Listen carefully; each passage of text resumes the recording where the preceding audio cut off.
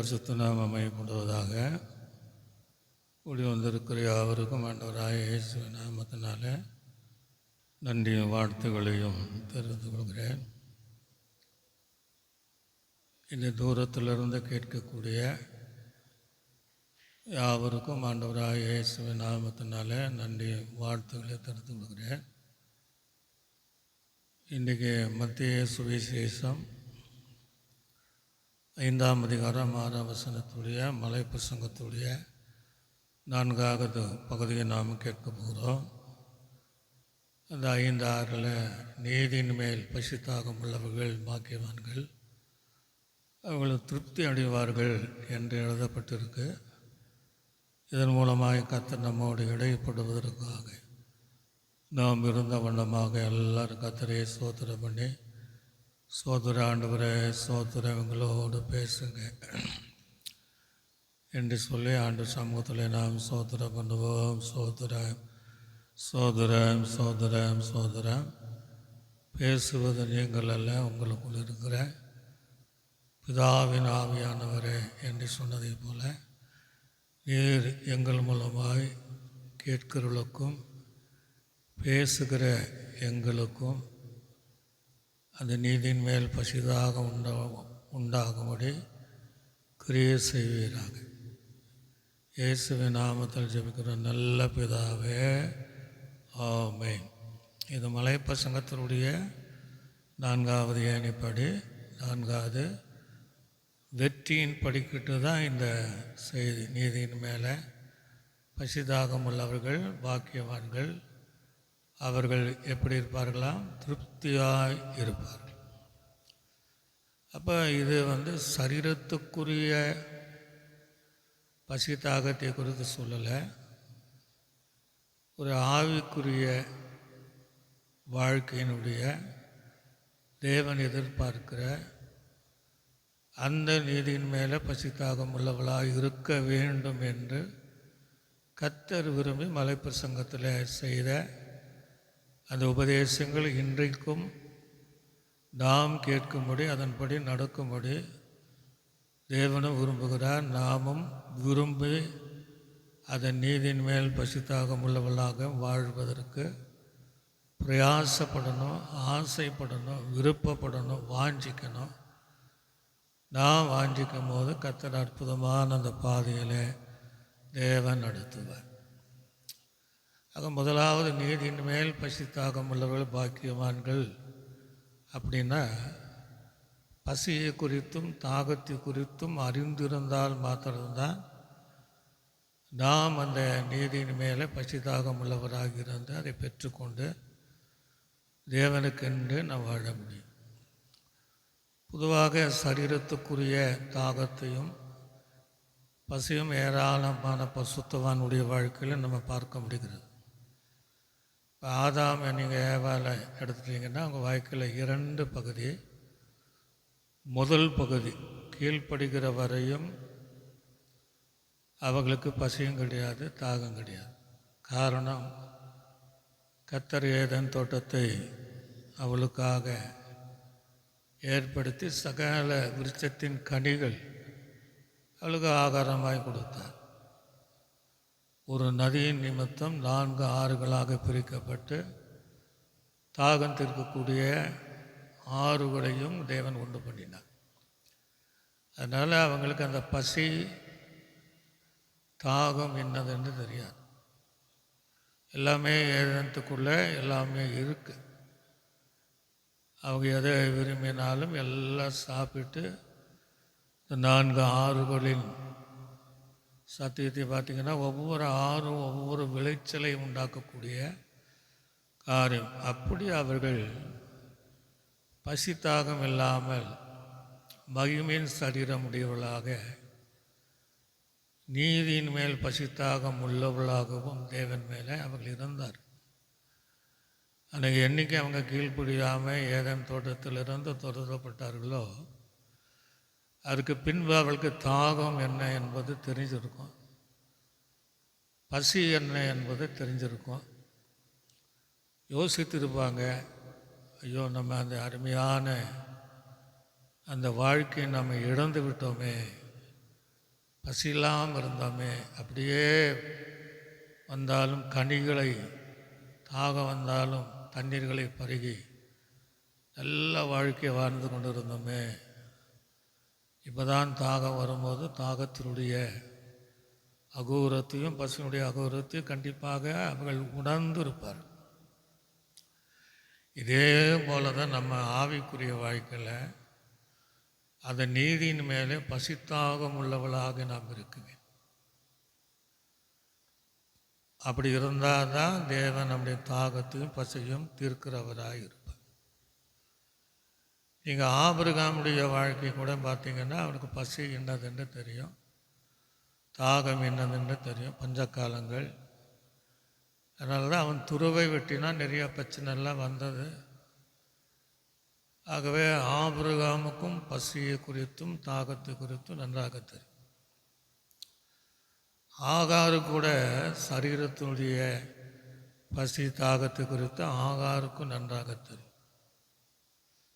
சாராள் நிமித்தமாக இஸ்மவேலும் ஆகாரு துரத்தப்படும் போது பெய்சிவானாந்தரங்களில் தாகத்துக்கு தண்ணியில், பசிக்கு அப்பங்கள் கிடையாது. பிள்ளை ஒரு பக்கம் அம்பு ஏகிறதை தூரம் அழுது கொண்டிருக்கிற ஆகாரம் அழுகிறார்.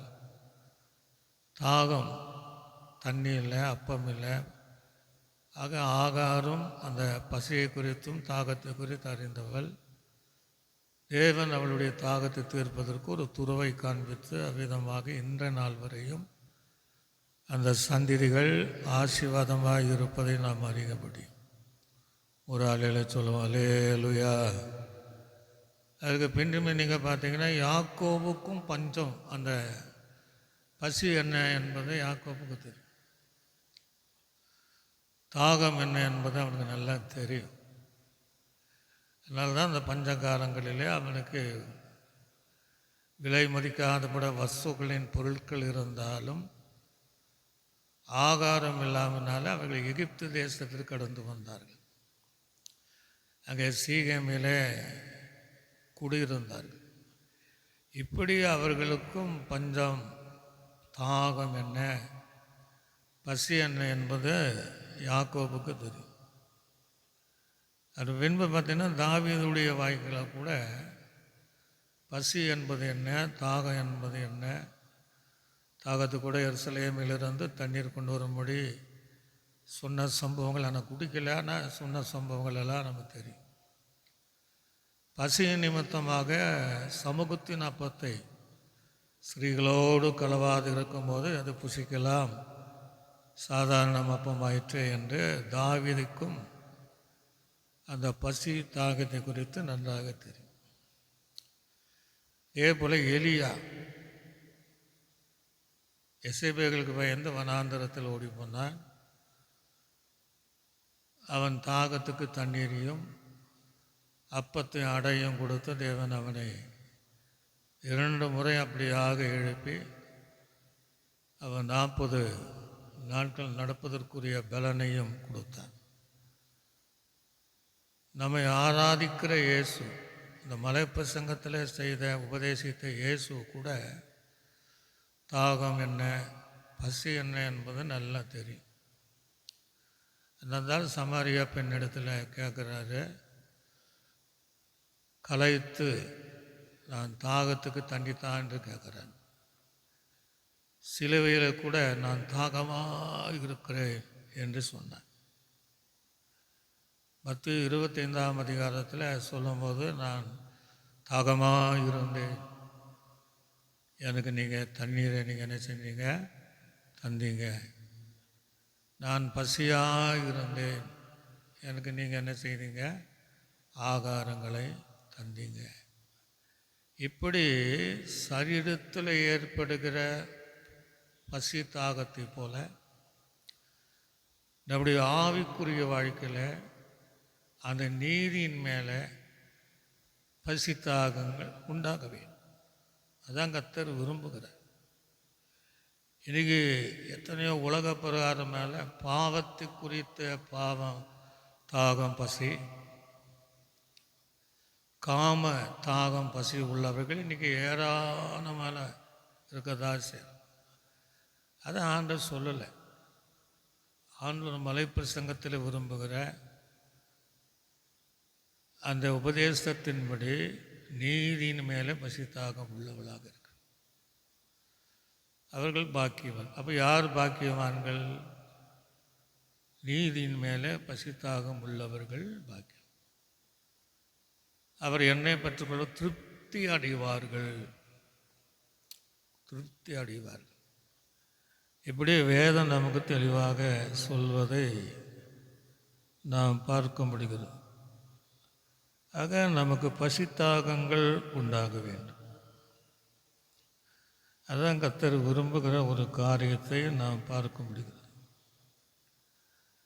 சுயநீதி அல்ல, சுயநீதியின் மேலே அல்ல, உலக நீதியின் மேலே அல்ல, மனுஷனால் ஏற்படுத்தப்படுகிற நீதியினால் அல்ல, தேவன் சொல்லுகிற நீதியின் மேலே பசித்தாகம் உள்ளவளாக இருக்க வேண்டும் என்று கர்த்தர் விரும்புகிறார். அப்போ நம்ம நீதியெல்லாம் எப்படி இருக்கு அப்படின்னா, இன்றைக்கெல்லாம் நீங்கள் நல்லா பாருங்கள், 10 பேர் ஒரு கூடி ஒரு காரியத்திற்காக பேச கூடினாலும் ஆளுக்கு ஒரு நீதியை பேசுவாங்க. ஒவ்வொருத்தரும் என்ன செய்வாங்கன்னா, தங்களுடைய நீதியை நிலைநாட்ட தான் அவங்க விரும்புவாங்க. ஒவ்வொருவரும் அப்படி தான் விரும்பிகிட்டே இருப்பாங்க. தங்களுடைய நீதியை நிலைநாட்ட விரும்புவார். உலகனுக்கு அப்படி தான் இருக்குது. ஆவிக்குரிய ஜீவிதங்கள் அப்படி தான் போயிட்டுருக்கு. ஆனால் இதற்கு அப்பாற்பட்ட தேவன் சொல்கிற நீதியின் மேலே பசித்தாகம் உள்ளவளாக இருக்க வேண்டும் என்று கர்த்தர் விரும்புகிறார். ஒரு ஆளே சொல்லுங்க, அல்லேலூயா. நீங்கள் பார்த்தீங்கன்னா வேதம் சொல்கிறது, ரோமருக்கு நிருபத்தில் வாசிக்கும்போது 10ஆம் அதிகாரம் 3ஆம் வசனத்தை நான் வாசிப்போம். ரோமருக்கு நிருபம் 10ஆம் அதிகாரம் அதில் 3வது வசனத்தை நான் வாசிப்போம். எப்படி என்றால் அவர்கள் தேவனுடைய நீதியை அறியாமல். நல்ல கவனிங்க. அப்போ நீதி என்பது தேவநீதி. தேவநீதியை அறியாமல் தங்கள் சுயநீதியை நிலைநிறுத்த தேடுகிறபடியால் தேவநீதிக்கு கீழ்ப்படியாமல் இருக்கிறார். அப்படி இருந்தால் எப்படி நமக்கு திருப்தி அடைய முடியும்? அப்போ நீதி என்றால் தேவனுடைய நீதி. ஆனால் அறிந்து இருக்கிறாங்க, ஆனால் சுய நீதியிலே தான் அவங்க நிலைன்னு இருக்கிறாங்க. சுய நீதியில் நிலைன்னு இருப்பதனால தேவ நீதிக்கு கீழ்ப்படியாமல் போனார்களாம். அப்போ தேவ நீதி நிறைவேற்ற முடியாதபடி தடை செய்வது எது? ஒன்று சுயநீதி, மனுஷ நீதி. 2வது கீழ்ப்படியாமை. நம்மக்கிட்ட சுயநீதி இருந்தால், கீழ்ப்படியாமல் இருந்தால் தேவ நீதி நிறைவேற்றி பசித்தாகம் உள்ளவர்களாகி அது திருப்தி அடையவே முடியாது. அப்போ எது நமக்கு நீதியின் மேல் பசித்தாகமாக இருக்கக்கூடாதபடி தடை செய்வது? நமக்குள் இருக்கிற எழும்புகிற சுயநீதி. அந்த சுயநீதியை அழிக்கணும், சுயத்தை அழிச்சிடணும், சாம்பலாக மாற்றணும். 2வது கீழ்ப்படியாமை. இன்னும் நிறைய பேருக்குள்ள நீங்கள் பார்த்தீங்கன்னா அந்த கீழ்ப்படியாமையின் ஆவி கிரியை செய்வதை பார்க்க முடிகிறது. எல்லாரையும் நம்ம சொல்ல முடியாது. ஒரு சிலர் எவ்வளவுதான் ஆண்டவர் உபதேசித்தாலும் கீழ்ப்படியாமல் போகிற ஒரு சூழ்நிலைகள் எல்லாருக்கும் அறிந்த விஷயம்தான். ஆக தேவ நீதியை நிறைவேற்றி அதன் மேலே பசித்தாகம் உள்ளவளாக இருக்க வேண்டும் என்றுதான் கர்த்தர் விரும்புகிறார். அப்போ நீங்களும் நான் எதற்காக அழைக்கப்பட்டோம், எதற்காக இந்த மறை பிரசங்கத்தில் கர்த்தர் உபதேசித்தாருன்னா, அவர் விரும்புகிற தேவ நீதியின் மேலே பசித்தாகம் உள்ளவளாக இருந்து பாக்கியவான்களாய் மாறி திருப்தி அடைய வேண்டும் என்பதற்கு தான் தேவன் நம்மை அழைத்தார். ஒரு அல்லேலூயா. அப்போ அந்த நீதி என்பது தேவ நீதி என்பதை அறியும். இன்னொரு வசனத்தை கூட நம்ம வாசிக்கும் போது பிலிப்பிற்கு நிருபம் 3ஆம் அதிகாரம் 9ஆம் வசனம். நான் கிறிஸ்துவை ஆதாயப்படுத்திக் கொள்ளும்படிக்கும் நியாயப்பிரமாணத்தினால் வருகிற சுயநீதியை நல்ல கவனிங்க. அப்ப நியாயப்பிரமாணத்தின் வருகிற சுயநீதியும் உடையவனாய் இராமல் கிறிஸ்துவை பற்றும் விசுவாசத்தினால் வருகிறதும் விசுவாசமுள்ளவனாய் தேவனால் உண்டாயிருக்கிறதுமான நீதியை உடையவனாயிருந்து கிறிஸ்துவுக்குள் இருக்கிறவர் என்று காணப்படும்படிக்கு அப்படின்னு எழுதுற. அப்போஸ்தலனாகிய பவுல் ஒரு கட்டங்களில் நியாயப்பிரமாணத்தின்படி சுயநீதி உடையவனாயிருந்தார். சுயநீதி உடையவனாயிருந்தான். தேவ நீதிக்கு எதிராக செயல்பட்டவன். தேவ நீதியை நிறைவேற்றுகிற, தேவனுக்கு நீதியாய் வாழ்கிற, பரிசுத்தவான்களுக்கு எதிராக செயல்பட்டவன். தேவன் அவனை தமஸ்குக்கு போகிற வரையிலே ஆண்டவர் அவனை சந்தித்த போது, இப்போ அவன் எழுதும்போது நான் நியாயப்பிரமாணத்தின்படி சுயநீதியை உடையவனாயிராமல் என்று எழுதுகிறார். விசுவாசத்தினால தேவனை பற்றும் தேவனால் உண்டாகிற நீதி என்று அவன் சொல்லுகிறான். அந்த நீதி அப்போஸ்தலனாகிய பவுல் அறிந்து கொண்ட தேவ நீதி, அந்த நீதியின் மேலே பசித்தாகம் உள்ளவள் தான் பாக்கியவான்கள், அவர்கள் திருப்தி அடைவார்கள். ஒரு ஆளே சொல்களே அல்லையா, சத்தமாக சொல்களே அல்லையா. தேவனுடைய நீதியை நிறைவேற்றுவதாக நாம் இருக்க கர்த்தர் தெளிவாக சொல்லுகிற காரியத்தை நாம் பார்க்க முடியும். நம்ம நீதி எப்படி இருக்கு? ஏசியா தீர்க்கதரிசி எழுதும் போது 64ஆம் அதிகாரம் 6ஆம் வசனத்தை நாம் வாசிக்கும் போது, நாங்கள் அனைவரும், நல்ல கவனிங்க, பெரிய தீர்க்கதரிசி அவனை மாத்திரம் நாங்கள் எல்லாரும், நான் மாத்திரமல்ல, என்னோடு இருக்கிற இஸ்ரவேல் ஜனங்க எல்லாரும், நாம் அனைவரும் நாங்கள் அனைவரும் தீட்டானவர்கள் போல இருக்கிறோம். தீட்டானவளை போல இருக்கிறோம். எங்களுடைய நீதி எல்லாம் அழுக்கான கந்தையை போல இருக்கு. போதும். இன்னைக்கு நம்ம நீதி ஏன் நிறைவேற்ற முடியலைன்னா, நம்ம நீதி நிலைநாட்ட முடி விரும்புகிறோம். அது எப்படி இருக்கா? தீட்டானதும் அழுக்கும் கந்தையுமாக இருக்கா. வாழ்க்கை முழுவதும் கழுவப்படாமல் கந்தை. புதிய வாழ்க்கைக்குள்ளாக, புதிய சிருஷ்டிக்குள்ளாக வரவே இல்லை. சில நேர சமையல் கூடங்களிலே அந்த கந்தையான அழுக்கான அந்த துணியை நம்ம பயன்படுத்துகிறோம். அது எவ்வளவுதான் துவைச்சாலும் அது நிறம் மாறாது. அதே போல் சிலருடைய வாய்க்களை கர்த்தர் எவ்வளோதான் பேசினாலும் அந்த சுயநீதி உடையவர்கள் அந்த அழகான கந்தை துணியை போல இருந்து தேவனுக்கு தீட்டாக இருப்பதனால அந்த தேவ நீதியின் மேலே பசித்தாகம் உள்ளவளாக அவர்கள் இருக்க முடியாது.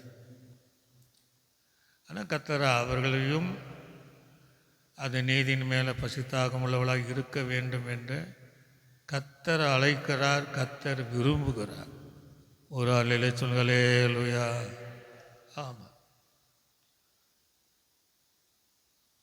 நாம் தேவனுடைய நீதியின் மேலே பசித்தாகம் உள்ளவளாக நாம் இருக்க வேண்டும். தானியேலின் புஸ்தகம் 9ஆம் அதிகாரம் அதில் 18ஆம் வசனத்தை வாசிக்கும் போது, என் தேவனே என் தேவனே, உம்முடைய செவியை சாய்த்து நல்ல கவனிங்க, என் தேவனே உம்முடைய செவியை சாய்த்து கேட்டருளும். கேட்டருளும். உம்முடைய கண்களை திறந்து கேட்ட எங்களுடைய கண்களை திறந்து, எங்கள் பாலிடங்களை உமது நாமம் தரிக்கப்பட்டிருக்கிறது. எங்களுடைய பாழ் இடங்களில் நாமம் தரிக்கப்பட்டிருக்கிறது. நகரத்தையும் பார்த்தருளும். நகரத்தையும் பார்த்தருளும். நாங்கள் எங்கள் நீதியை அல்ல, நாங்கள் எங்களுடைய நீதி அல்ல, உம்முடைய மிகுந்த இரக்கங்களையே நம்பி, உம்முடைய மிகுந்த இரக்கங்களை நம்பி எங்கள் விண்ணப்பங்களை உமக்கு முன்பாக செலுத்துகிறோம். தானியேல் சொல்கிறேன். தானியேல் தீர்க்கதரிசி சொல்லும்போது, எத்தனையோ தேவனுக்கு பிரியமாக இருந்தவன், மிகவும் பிரியமாக இருந்தவன், 3 வேளையும் ஜெபித்தவன், சொப்பனங்களுக்கு அர்த்தம் சொன்னவன், சிங்க குபியில் இருந்தாலும் தன்னை தப்பித்து கொள்ள முடியும் அவன் வகை தேடலை. அவன் சொல்லும்போது, நாங்கள் எங்கள் சுயநீதியை விரும்பலை, உம்முடைய இரக்கம் உம்முடைய நீதியிலேயே நாங்கள் வாழ விரும்புகிறோம்.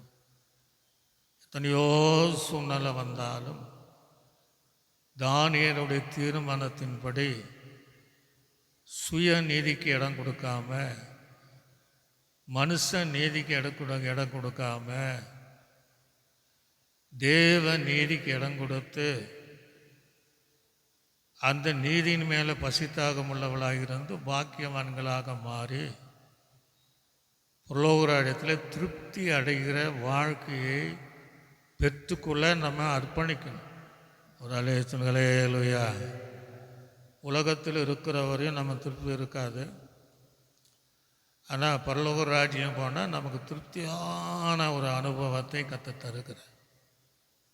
ஆக தேவ நீதியின் மேலே பசித்தாகம் தடை செய்கிற அத்தனை சுயநீதியும் மனுஷ நீதியும் தூசியை போல அப்புறப்படுத்தி உதறி தள்ளிடணும். அதற்கெல்லாம் நம்ம இடமே கொடுக்கக்கூடாது. அது தேவன் விரும்புகிற ஒரு காரியமே கிடையாது. எசேக்கியேலின் புஸ்தகம் 33ஆம் அதிகாரம் 12ஆம் வசனத்தை நம்ம வாசிப்போம். மனுபுத்திரனே, நீ உன் ஜனத்தின் புத்திரரை நோக்கி நீதிமான் துரோகம் பண்ணுகிற நாளிலே அவனுடைய நீதி அவனை தப்புவிப்பதில்லை. துன்மார்க்கன் தன் துன்மார்க்கத்தை விட்டு திரும்புகிற நாளிலே அவன் தன் அக்கிரமத்தினால் விழுந்து போவதும் இல்லை. இப்போ ஆண்டவர் நீதிமானை தான் சொல்றார். நீதிமான் பாவம் செய்கிற நாளிலே, நீதிமான் பாவி சொல்லல, துன்மார்க்கனை குறித்து சொல்லல, அவன் பாவம் செய்கிற நாளில் அவனுடைய நீதி தன்னுடைய அவன் தப்பிவிக்கவே முடியாதான். புரிஞ்சுடுங்க. சுயநீதி என்பது பாவம். தேவனின் நீதி நிறைவேற்றா தடை செய்ய கீழ்ப்படியாமல் பாவம். நம்ம நீதியை நிலைநாட்ட வேண்டும் எண்ணங்களும் பாவம். இதெல்லாம் அந்த காரியம் கடைசி நாட்களில் தப்பி வைக்காது. இங்கே நீதிமான் என்கிற ஒரு வார்த்தையை நம்ம பார்க்க முடியும். அப்போ நான் நீதி செய்ய வேண்டும், நீதியின் மேலே பசித்தாகம் கொள்ள வேண்டும்னா நாம் நீதிமான்களாக இருக்க வேண்டும். சாலோன் நவராஜி அவர்கள் ஒரு பழைய பாடல் பாடுவாங்க. ராஜாதி ராஜன் தேவாதி தேவன் வேகம் வருகிறாரே. அதில் ஒரு வரி, நீதிமானே நீதி செய்வான் பலனோடு வாரேன் என்றார். அப்போது நீதிமான் தான் நீதி செய்ய முடியும். சில நேரங்களில் நீதிமான்களை நீதி செய்யாமல் தங்கள் சுயநீதியை நாட்டுகிற அனுபவங்கள் இருக்கத்தான் செய்யும். அப்போ நீதி செய்யணும்னா நம்ம நீதிமான்களாக இருக்க வேண்டும். நீதிமான்களாக இருந்தாலும் சுயநீதியை வெறுத்து விட வேண்டும். சுயநீதியை நிலைநாட்ட விருப்பவே படக்கூடாது. வாழ்க்கை முழுவதும் தேவநீதியின் மேலே தான் நமக்கு தாகம் தவிப்பு உண்டாயிருக்க வேண்டும். அதான் கர்த்தர் விரும்புகிறார். நீங்கள் வாசித்து பாருங்கள், ரோமருக்கு எழுதின நிருபம் 5ஆம் அதிகாரம் 19வது வசனத்தை வாசிங்க. அன்றியும் ஒரே மனுஷனுடைய கீழ்ப்படியாமையினால அநேகர் பாவிகளாக்கப்பட்டது போல, ஆமாம், ஆதாமினாம் நிமித்தமாக பாவிகள் ஆக்கப்பட்டதினால ஒருவருடைய கீழ்ப்படிதினாலே, ஒருவருடைய இயேசு கிறிஸ்துடைய கீழ்ப்படிதனால அநேகர் நீதிமான்கள் ஆக்கப்படுவார்கள். ஒரு அலே சொல்களே இல்லையா? அப்போ நீதிமான் யாருன்னா இயேசுவினால் நீதிமான்கள் ஆக்கப்பட்டவர்கள் நீதிமான்கள். இயேசுவினால் மனம் திரும்பி ரட்சிக்கப்பட்டு இயேசுவின் இரத்தத்தினால் கடவப்பட்டவர்கள் நீதிமான்கள். ஃபாதர் பாடும்போது நீதிமான் நான் இயேசுவின் இரத்தத்தினால் கடவப்பட்ட நீதிமான் நான். அப்போ இயேசு கிறிஸ்துவனுடைய மூலமாக நீதிமான் ஆக்கப்பட்ட அந்த நீதிமான்கள் சுயநீதியை சாராமல் சுயநீதியை உடையவர்களாக இராமல் தேவநீதியை நிலைநாட்ட அந்த நீதியின் மேலே பசித்தாகம் உள்ளவளாக இருக்க வேண்டும் என்று கர்த்தர் விரும்புகிறார். ஒரு அலே சொல்களே அல்லையா? கர்த்தர் உங்களோடு தான் பேசுகிறார்.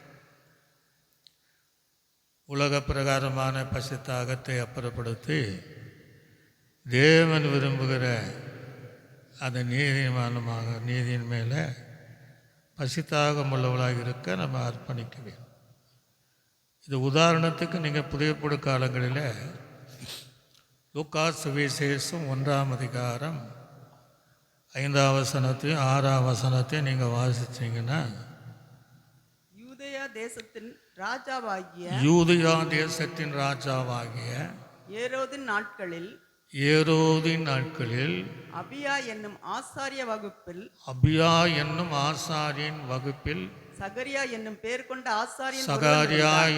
கொண்ட ஆசாரியன் ஒருவன் இருந்தான். அவன் மனைவி ஆரோனுடைய குமாரத்திகளில் ஒருத்தி. அவள் பெயர் எலிசபெத். அவர்கள் இருவரும் கர்த்தரிட்ட சகல கற்பனைகளின் படியே, நல்ல கவனிங்க, கர்த்தரிட்ட சகல கற்பனையின் படியே, நியமங்களின் படியையும் குற்றமற்றவர்களாய் நடந்து தேவனுக்கு முன்பாக நீதி உள்ளவர்களாய் இருந்தார்.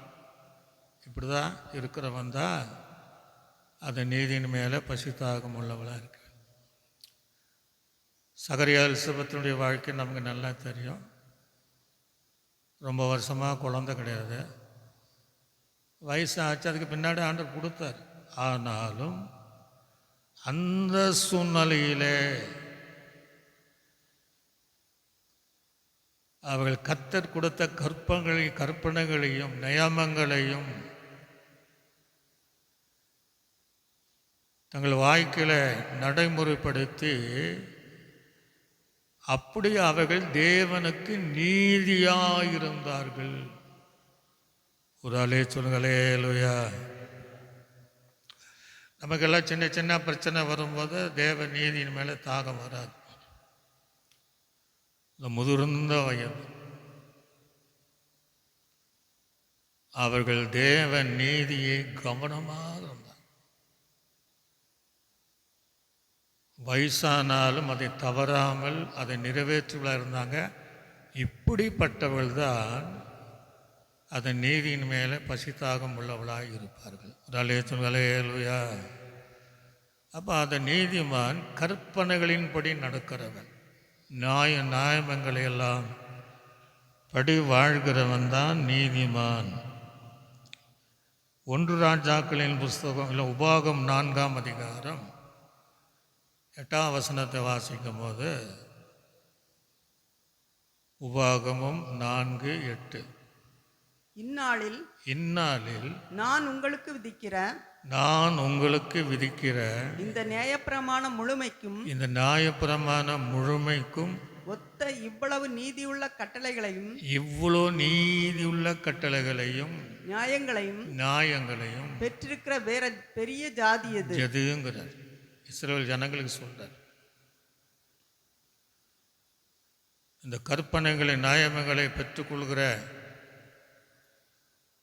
இந்த ஜாதியை தவிர வேறு எந்த ஜனம் இருக்கிறாங்க? அப்போ நீதிமானாக இருக்கணும்னா தேவனுடைய கற்பனைகளின்படி நடக்கணும், தேவனுடைய நியாயங்களின்படி நடக்கணும். அவர்கள் நீதியின் மேலே பசிதாகமுள்ளவளாக இருக்க வேண்டும் என்று தான் கர்த்தர் விரும்புகிறார். 1 ராஜாக்களின் புஸ்தகம் 6ஆம் அதிகாரம் 38ஆம் வசனத்தை வாசிக்கும் போது, 11வது வருஷம் ஊல் என்னும் 8ஆம் மாதத்திலே அந்த ஆலயம் முழுவதும், நல்ல கவனிங்க, அந்த ஆலயம் முழுவதும் சகல சட்டதிட்டங்களின்படியே, நல்ல கவனிங்க, சகல சட்டதிட்டங்களின்படியே ஒரு பங்கு குறையாமல் கட்டி தீர்ந்தது. அவன் அதை கட்டி முடிக்க 7 வருஷம் சென்றது. 7. அப்போ சட்ட திட்டங்கள் இருக்கு. சும்மா நம்ம நீதிமானாக முடியாது. எல்லாத்துக்கும் ஒரு சட்டம் திட்டம் இருக்கிறது. ஒரு நீதிமான் சட்ட திட்டங்களோடு வாழணும். சட்டம் இல்லை, திட்டம் இல்லைன்னா நீதிமானாக இருக்க முடியாது, நீதியின் மேல் பசித்தாகம் உள்ளவளாக இருக்க முடியாது. சட்ட திட்டங்கள் ஒன்று வேதாகமத்தில் நமக்கு முழுமையாக வைக்கப்பட்டிருக்கிறது. அந்த சட்ட திட்டத்தின்படி தான் நம்ம வாழணும் என்று இயேசு விரும்பி, அவர்கள் நீதியின் மேல் பசிதாகம் உள்ளவளாக இருக்க வேண்டும் என்று விரும்புகிறார். அப்போஸ்தலர் நடபடிகளில் 16ஆம் அதிகாரம் 4ஆம் வசனத்தை வாசிக்கும் போது, அவர்கள் பட்டணங்கள் தோறும் போகையில், எருசலேமில் இருக்கும் அப்போஸ்தலராலும் மூப்பராலும் விதிக்கப்பட்ட சட்டங்களை கைக்கொள்ளும்படிக்கு அவர்களுக்கு ஒப்புவித்தார். அப்போஸ்தலனாய் போல் போராடலாம். எங்கெல்லாம் போகிறான்னா, வேதாகமத்தில் விதித்திருக்கிற சட்ட திட்டங்களின்படி நீங்கள் நடக்கணும் என்பதை, அந்த சட்ட திட்டங்களை தேவாலயானாலும் மூப்பர்களானாலும் ஜனங்களானாலும் அதை அவர்களுக்கு கற்றுக்கொண்டதை, நடைமுறைப்படுத்தினதை, தன் வாழ்ந்த அனுபவத்தை ஜனங்களுக்கும் ஒப்புவிக்கிறவனாக இருந்தான். ஆவிக்குரிய வாழ்க்கை என்பது சட்ட திட்டங்களோடு இருந்து வாழ்கிற வாழ்க்கை தான் ஆவிக்குரிய வளர்ச்சியினுடைய வாழ்க்கை. அதுதான் பரலோகத்தினுடைய ஏணி படிகளில் 4வது படிகளில் ஏறி நின்று அதன் நீதியின் மேலே பசித்தாகம் உள்ளவளாக நம்ம இருக்க முடியும். 2 தீமோத்தேயுவுக்கு எழுதின நிருபம் 1ஆம் அதிகாரம் 13ஆம் வசனத்தை வாசிக்கும் போது,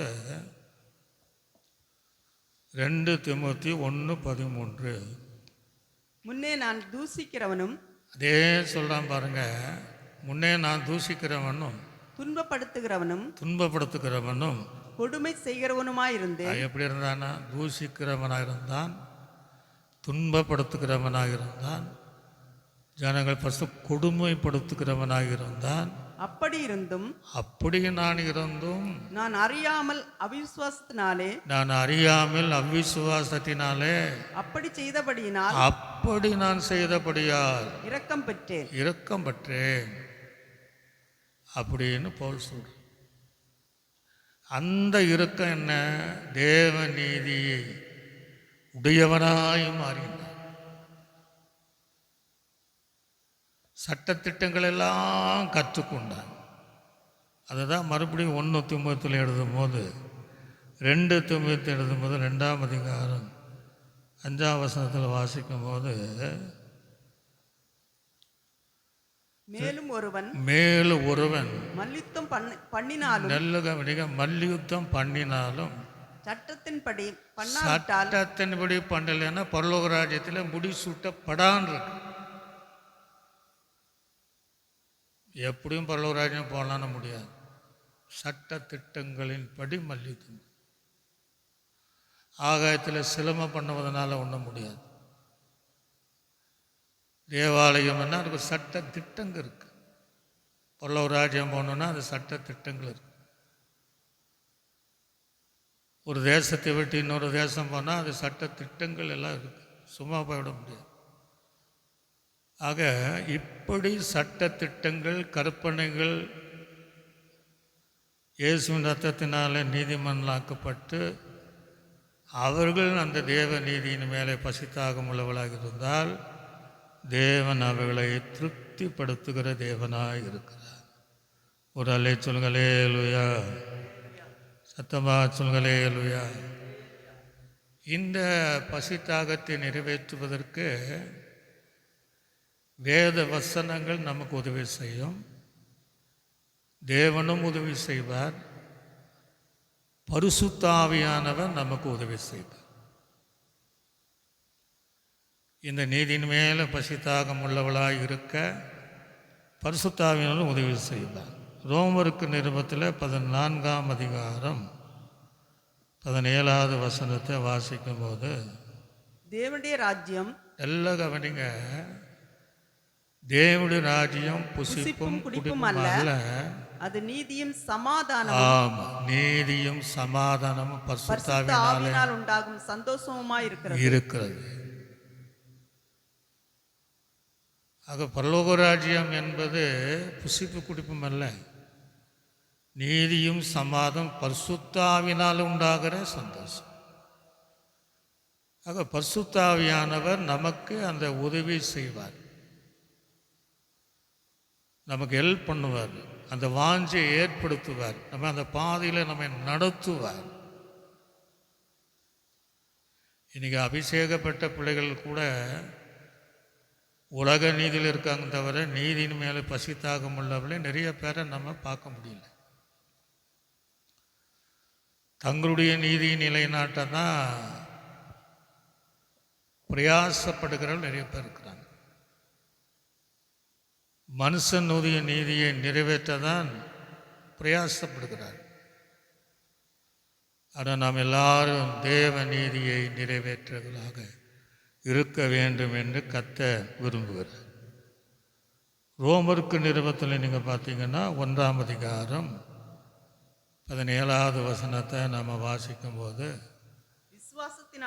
நல்ல கவனிங்க. அப்போது இன்னும் நீதிமான ஆகணும்னா விசுவாசம், விசுவாசத்தினால நீதிமான் பிழைப்பான் என்று எழுதியிருக்கிறபடி விசுவாசத்தினால் உண்டாகும் தேவ நீதி.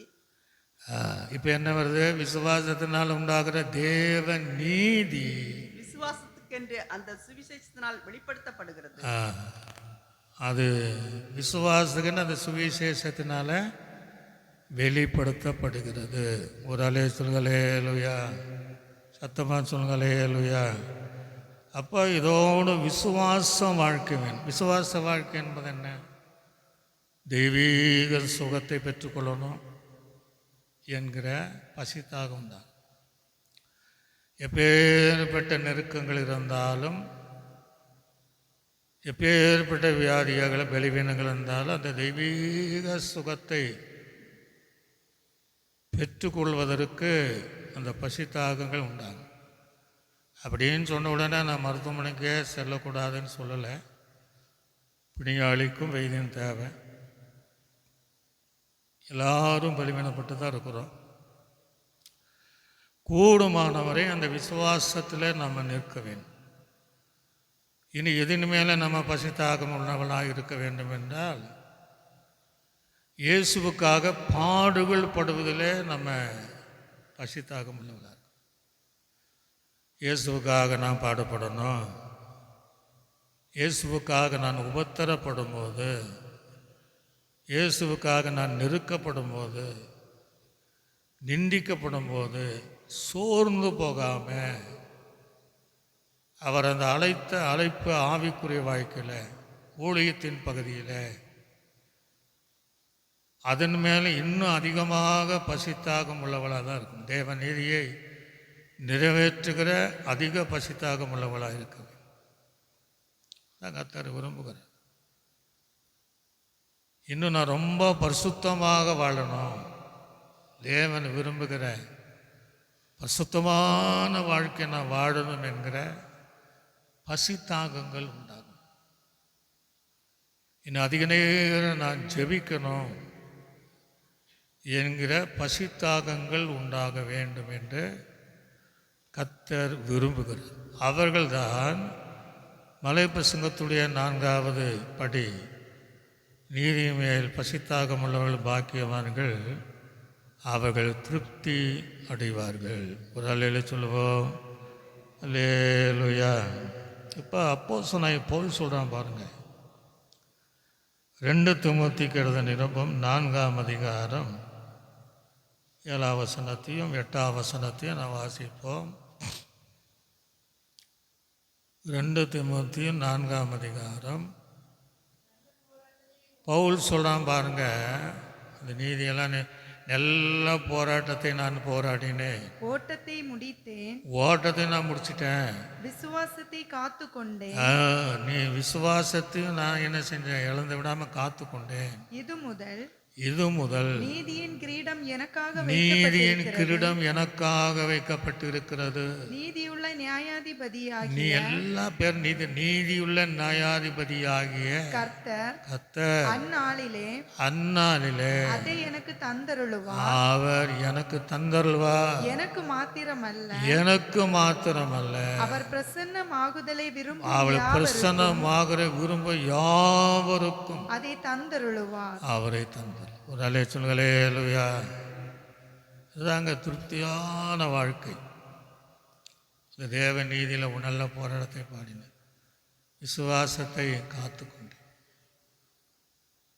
அவன் சொல்ற, எனக்காக நீதியின் கிரீடத்தை, அது நீதியின் தேவன் கடைசி நாளில் பரலோக ராஜ்யத்தில் நான் நீதியின் மேலே பசித்தாகம் உள்ளவனாக இருந்ததுனால, தேவ நீதியை நிறைவேற்றுவதில் இருந்ததுனால, தேவ நீதி குறித்து போகிற வருகிறெல்லாம் ஜனங்களுக்கு ஒப்புவித்ததுனால, சுயநீதி உடையாமல் இருந்ததுனால, நாயன் பணமனத்தில் வருகிற சுயநீதியை விரும்புகிறவனாக இல்லாமல் தேவ நீதியை நிறைவேற்றுகிறதுனால நாம் நீதியின் மேல் பசித்தாகம் இருந்தால் அதுக்கேற்ற நீதியின் கிரீடம் எனக்கு தந்துள்ளார். அவர் பிரசன்னமாகுதலை விரும்புகிற யாவருக்கும்.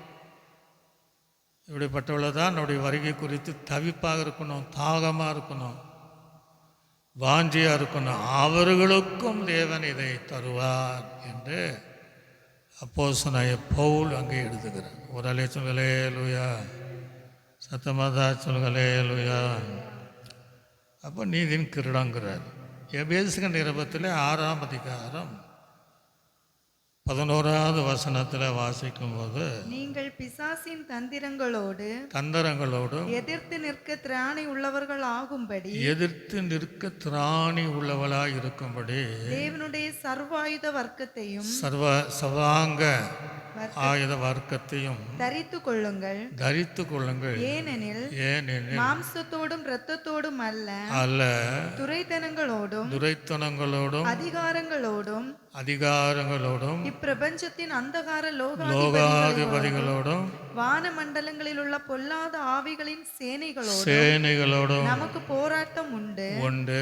ஆகையால் தீங்கு நாளிலே அவைகளை நீங்கள் எதிர்க்கவும் சகலத்தையும் செய்து முடித்தவர்களாய் நிற்கவும் எல்லாம் திராணி உள்ளவர்கள் ஆகும்படிக்கு தேவனுடைய சர்வாயுத வர்க்கத்தையும் எடுத்துக்கொள்ளுங்கள். சத்தியம் என்னும் கட்சியை உங்கள் அறையிலே கட்டினவர்களாய் நீதி என்னும் மார்க்கவசத்தை தரித்தவர்களாயும். அப்ப சொல்றாரு, நீதி என்னும் மார்க்க கவசத்தை தரித்துக்கணும். அப்போ நீதியின் கிரீடங்கிறாரு. நீதி என்கிற மார்க்கவசம் கிரீடங்க வைப்பார், தலையில் வைப்பார். மார்க்கவசம் இருதயத்தின் மேலே வைப்பார். மார்க்கவசம் அது நீதியின் மார்க்கவசம் என்று சொல்லப்படுகிறது. நீங்கள் இன்னொரு வசனத்தை கூட 1 தெசலோனிக்கர் 5ஆம் அதிகாரம் 8ஆம் வசனத்தில் கூட நீங்கள் வாசிக்கும் போது, சீக்கிரமாக வாசிங்க. நம்ம 1 தெசலோனிக்கர் 5ஆம் அதிகாரம் 8ஆம். பகலுக்குரியவர்களாகிய நாமோ தெளிந்தவர்களாய் இருந்து விசுவாசம் அன்பு என்னும் மார்க்கவசத்தையும் அன்பு என்கிற மார்க்க கவசத்தையும் ரட்சிப்பின் நம்பிக்கை எனும் தலை சீராவையும் தரித்து கொண்டிருக்க கடவோம். போதும். இங்க அன்பு என்கிற மார்க்க கவசம், நீதியின் மார்க்கவசம். விசுவாசத்தோடு இணைந்து வருகிற தான் அன்பு. அன்போடு இணைந்து வருகிற விசுவாசம். எங்கே விசுவாசம் இருக்கும் அன்பு இருக்கும். எங்கே அன்பு இருக்குமோ அங்கே விசுவாசம் இருக்கும். ஆகவே இது அன்பு விசுவாசத்தினால் உண்டாகிற மார்க்கவசம் என்று சொல்லப்படுகிறது. வெளிப்படத்தில் விசேஷத்தில் வாசிக்கும்போது 19ஆம் அதிகாரம் 6, 7, 8ஆம் வசனத்தை வாசிக்கும் போது, அப்பொழுது திரளான ஜனங்கள் இடுகிற ஆரவார போலவும் பெருவெள்ள இரைச்சலை போலவும் பலத்த இடிமுழக்கத்தை போலவும் ஒரு சத்தம் உண்டாகி அல்லேலூயா சர்வ வல்லமையுள்ள தேவனாகிய கர்த்தர் ராஜ்யபாரம் பண்ணுகிறார். நாம் சந்தோஷப்பட்டு களி கூர்ந்து அவருக்கு துதி செலுத்த கடவோம். ஆட்டுக்குட்டியானவருடைய கல்யாணம் வந்தது. அவருடைய மனைவி தன்னை ஆயத்தம் பண்ணினாள் என்று சொல்ல கேட்டேன். சுத்தமும் பிரகாசமுமான, நல்ல கவனிங்க, சுத்தமும் பிரகாசமுமான மெல்லிய வஸ்திரம் தரித்துக் கொள்ளும்படி அவளுக்கு அளிக்கப்பட்டது. அந்த மெல்லிய வஸ்திரம் பரிசுத்தவான்களுடைய நீதிகளேங்கிறார். ஒரு அல்லேலூயா. அப்போ இது என்ன வஸ்திரம்? நீதியின் வஸ்திரம். நல்ல கவனிங்க. முதலாவது நீதியின் கிரீடம் தலையில். எதற்கு? நம்முடைய எண்ணங்கள் பாதுகாக்கப்படுவதற்கு. நீதி என்கிற மார்க்கவசம் இருதயத்தை பாதுகாக்கும். ஏன்னா இருதயம்தான் திருக்குள்ளதும் ஆழமும் கேடுள்ளதாக இருக்கான். இருதயத்தில்தான் பொல்லாதவைகளை வெளிப்படும். அதற்கு நீதியின் மார்க்கவசம். சரீரத்திற்கு, முழுமையான சரீரத்திற்கு நீதியின் வஸ்திரம். முதலே சொல்களே லூயா, சத்தமாக சொல்களே லூயா. இப்போ தேவன் பரலோக ராஜ்யத்தில் இப்படிப்பட்ட ஆசீர்வாதத்தை நமக்கு திருப்தியாய் தருகிறார். ஆக அந்த நீதியின் மேலே பசித்தாகம் உள்ளவளாக நாம் இருக்க வேண்டும். ஒரு 3 வசனங்கள் வாசித்து நாம் முடிக்க போகிறோம். 63ஆம் சங்கீதம் 1ஆம் வசனத்தில் வாசிக்கும் போது, இந்த அனுபவம் நமக்கு வேணும். தேவனே, நீர் என்னுடைய தேவன், நீர் என்னுடைய தேவன், அதிகாலமே உம்மை தேடுகிறேன், அதிகாலமே உம்மை தேடுகிறேன். வறண்டதும் விடாய்த்ததும் அவன் எப்படி இருக்கிறான்னா, வறண்டதும் விடாய்த்ததுமான தண்ணீரற்றதுமான நிலத்திலே ஆமா, அவ்வளோ தாகம் இருக்கும். தண்ணீர் அற்றதுமான நிலத்திலே என் ஆத்துமா உம்மேல் தாகமாய் என் ஆத்துமா மேல் தாகமாயிருக்கிறது. என் மாம்சமானது என் மாம்சமானது உம்மை வாஞ்சிக்கிறது. உம்மை வாஞ்சிக்கிறது. ஒரு அல்லேலூயா. தாவீது போல சொல்லணும், வறண்டதும் விடாய்த்ததும் தண்ணீரற்ற நிலத்தை போல என் ஆத்துமா தாகமா இருக்கு, என் மாம்சம் வாஞ்சிக்கிறது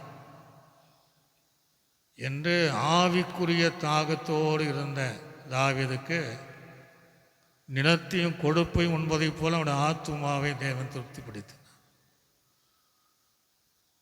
நீங்களும் நானும் அப்படி தான் இருக்கணும். ஆவிக்குரிய வாய்க்கு ஒரு வறண்டு போன அநேகருக்குள்ளாக தண்ணீரற்ற நிலத்தை போல் இருக்கிற ஒரு ஜீவியம் ஆண்டுகிட்ட கேட்டு இந்த தாவீதை போல அந்த தாகத்தை நாம் தீர்த்து கொள்ள வேண்டும்.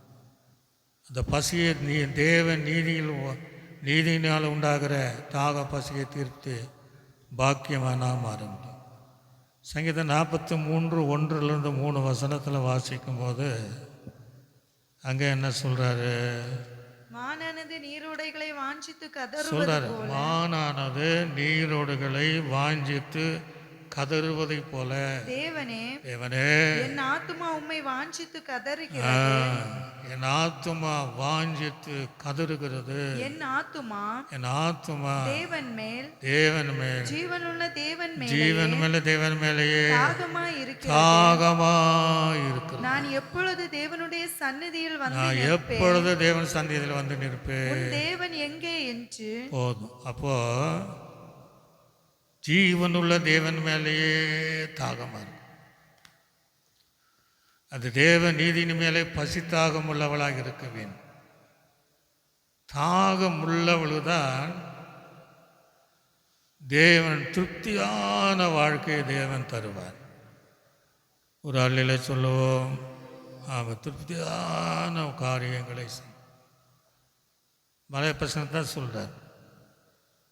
நீதியின் மேல் பசித்தாகம் உள்ளவர்கள் பாக்கியவான்கள், அவர்கள் திருப்தி அடைவார்கள் அப்படின்னு சொல்கிறார்.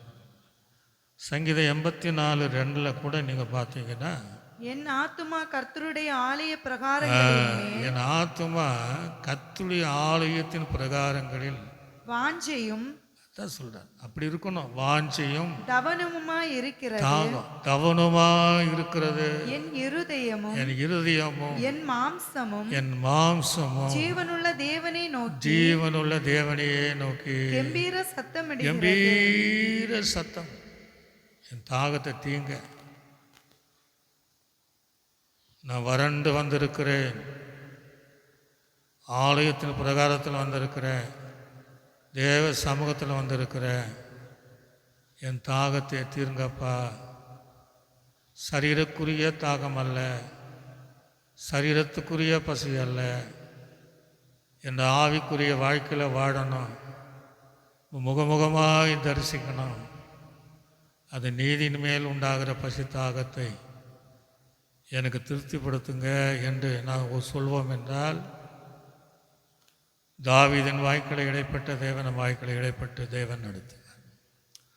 ஒரு வசனத்தை கூட பண்டிகையினுடைய பிரதான நாட்களில் ஆண்டு சொல்கிற ஒரு வார்த்தை, யோவான் சுவிசேஷம் 7ஆம் அதிகாரம் 37 முதல் 39 வரை நாம் வாசி. பண்டிகையின் கடைசி நாளாகிய பண்டிகையினுடைய கடைசி நாளிலே பிரதான நாளிலே இயேசு நின்று என்று சொல்றார். இயேசு நின்று சத்தமிட்டு ஒருவன் தாகமாயிருந்தால் என்னிடத்தில் வந்து பானம் பண்ண கடவன் வேத வாக்கியம் சொல்லுகிறபடியே என்னிடத்தில் விசுவாசம் உள்ளவனாய் இருக்கிறவனோ அவன் உள்ளத்திலிருந்து ஜீவ தண்ணீருள்ள நதிகள் ஓடும் என்றார். தம்மை விசுவாசிக்கிறவர்கள் உங்கள் விசுவாசிக்கிறவர்கள் அடைய போகிற ஆவியை குறித்து இப்படி சொன்னார். எப்படி சொன்னார்? இயேசு இன்னும் மகிமைப்படாதிருந்தபடி. அப்போ நம்மளை இன்னைக்கு கூப்பிடுறார், வாங்க தாகமுள்ளவளே வாங்க, உங்களை உள்ளத்தில் ஜீவ தண்ணீர்கள் ஓடுகிற அளவுக்கு நான் உங்கள் தாகத்தை தீர்ப்பேன். நீதியின் மேலே பசித்தாகம் உள்ளவர்கள் ஓடிவாங்க, தேவ நீதியின் மேலே பசித்தாகம் உள்ளவர்கள் ஓடிவாங்க. ஒரு சுய நீதியை வெறுத்துடுங்க, மனுஷன் நீதியை வெறுத்துடுங்க, உலக நீதியை வெறுத்துடுங்க. என்னுடைய நீதியின் மேலே நீங்கள் பசித்தாகம் உள்ளவளாக வாருங்கள் என்று அந்த இயேசு இன்றைக்கும் உங்களை அழைக்கிறார். யாருக்கெல்லாம் இந்த தேவ நீதி மேலே பசித்தாகம் இருக்கிறதோ இன்றைக்கும் தாகத்தை இலவசமாக அவர் நமக்கு தருவார். இந்த சந்தர்ப்பத்தை நாம் பிரயோஜனப்படுத்திக் கொள்வோம். அப்படியே நாம் நின்ற வண்ணமாக, ஆண்டவரே என்னையும் மலைப்பிரசங்கத்தின்படி நீதியின் மேலே பசித்தாகம் உள்ளவனாக, பசித்தாகம் உள்ளவளாக மாற்றுங்கப்பா. நான் உலக காரியத்தில் பசித்தாகம் உள்ளவனாய், பாவத்தில், விபச்சாரத்தில், வேசித்தனத்தில், காம காரியங்களில் அதிலிருந்து நான் விடுபட்டு நீ விரும்புகிற அந்த தேவ நீதியின் மேலே என்னை பசித்தாகம் உள்ளவளாக மாற்றுங்கப்பா. நான் பாக்கியவானாய் மாறணும், நாம் திருப்தி அடையணும், அந்த தேவ ராஜ்யத்துக்குள்ளாக நாம் வரணும் என்று பாரத்தோடு நீங்கள் சொல்லி அப்படியே நம்ம சோத்திரம் பண்ணுவோம். ரீபாலா பாலா பாலா சந்தவர குளோரியான ரிகா பரிபாலா பசகர. ஒப்பு கொடுத்த ஜனத்தின் மேலுடைய மகிமை இறங்கணும், அவங்க தாகம் தீர்க்கப்படணும். மனுஷன் அப்பத்தினால அல்ல, தேவனுடைய வார்த்தையினால, இப்போ வாயினால் புறப்படுகிறோம் ஒவ்வொரு வார்த்தையில பிழைப்பார். சபைக்குள்ளே இறங்கணும், கேட்கிற ஜனக்குழுக்களை இறங்கணும், தீர்மானம் பண்ணணும். உலக பிறகு பசித்தாகம் அல்ல, நான் தேவ நீதியை நிறைவேற்றி அந்த பசித்தாகத்தை நாம் திருப்தி அடைந்து நான் பாக்கியவனாய் மாறப்போகிறேன் என்று அர்ப்பணிக்கிற தேவ பிள்ளையை நோக்கி பாருங்கள். நல்ல ஆண்டவரே நன்றி செலுத்துகிறோம். இந்த ஆஸ்வதிக்கப்பட்ட இந்த மாலை நேரத்திற்கு ஆயுசோத்திரம் மலை பிரசங்கத்துடைய ஆண்டவரே 4வது படிகள், நீதி மேல் பசித்தாகும் உள்ளவர்கள் பாக்கியவான்கள் திருப்தி அடைவார்கள் என்கிற வார்த்தை எங்களுக்கும் சபையாருக்கும் கேட்கிற யாவருக்கும் நீ பேசினீர். அவ்வளோ அந்த அனுபவங்களிலே வாழ்வதற்கு சகரியாவை போல, பவுலை போல, தானியலை போல, எசேக்கியேல் போல எல்லாரும் அந்த தேவ நீதியை நிறைவேற்றுவதாக அவளை அர்ப்பணிக்கிறோம், எங்களை அர்ப்பணிக்கிறோம். துதிகன மகிமை எடுத்துக்கொள்ளுங்க. இயேசு கிறிஸ்துவின் நாமத்தில் ஜெபிக்கிறோம் நல்ல பிதாவே, ஆமென். நாத்துமாவே கர்த்தரை பரிசுத்த நாமத்தை ஸ்தோத்திரி. நாத்துமாவே கர்த்தரை கர்த்தர் செய்த சகல உபகாரம் மறவாதே. ஆமென். கர்த்தராகிய இயேசு கிருபையும் பிதாவாகிய தேவனுடைய அன்பும் பரிசுத்த ஆவியினுடைய அன்பின் ஐக்கியமும் சந்தோஷ சமாதானம் அனைவரோடும் சகல பரிசுத்தவான்களோடு ஆண்டவராகிய இயேசு கிறிஸ்து வரையுடைய சதா காலம் என்றிருக்கும் நம்மோடு கூட இருப்பதாக. அல்லேலூயா, அல்லேலூயா, அல்லேலூயா. கர்த்தர் உங்களை யாவரையும் ஆசீர்வதிப்பார்.